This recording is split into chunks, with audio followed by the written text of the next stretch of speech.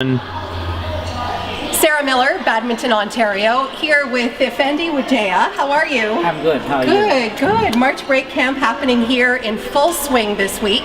How's the camp been itself? The camp is it's good. It's busy. It's keep everybody busy. We have a two kind of camp. We have a high performance and a beginner. Okay, so it's sort of a bit of a variety for different levels or different abilities. Yep.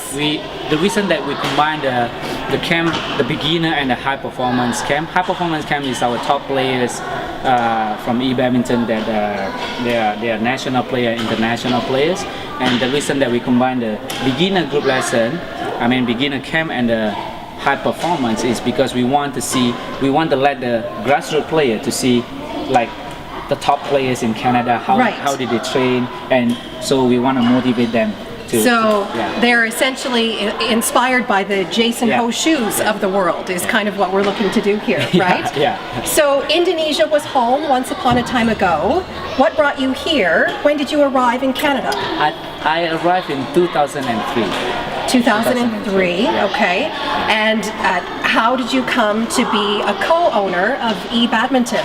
Well, I used to work in a club before, and after that, and I think Faye, one of my partner. Yes. And then we both after that we become a freelance. We both start from zero again, and we did it at a coaching clinic, a free coaching clinic at a few school to build up everything again, start from zero.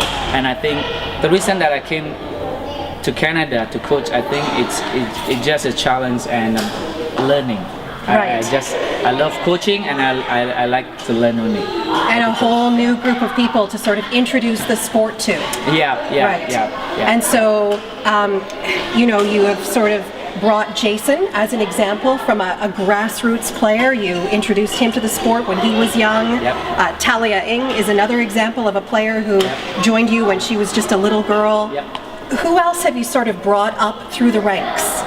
We have Michelle Tong, we have Jonathan Lai. Michelle Tong is different because Faye is Michelle Tong's mom, and Faye is a badminton player. So Michelle knows badminton since she was a kid. But it's different with like Jason, Katie Hosu, Talia, and Jonathan Lai. Those are really a beginner player. It's when they came to us, they all from nothing. They just learn how to pick up the racket. Yes. And that is how we tiny. Yeah. It's really tiny. We can say that they don't even have interesting in badminton. So first, this is a challenge to become a badminton coach, because badminton is not as famous as tennis. Like everybody know tennis, golf, basketball, and stuff like this. So it's a big challenge to teach a grassroots player, because you must teach the kid how to love badminton first. Right. And then after that, you have to teach, I think all the athletes, they must love what they are doing. And then I think if they want to play badminton, they must love badminton first. And the second thing, we need to teach them how to respect the sport. Right. Yeah, that's most important. So coaching an athlete like Michelle was maybe easier for you because you're not her parent, right? Yeah. Trickier for Faye to step in and say, listen to mom, right? Exactly, yes. Yeah. Most of the kids in here, I can say that they don't listen to parents. Right. Yeah. And I think that's probably something that's part and parcel of every sport.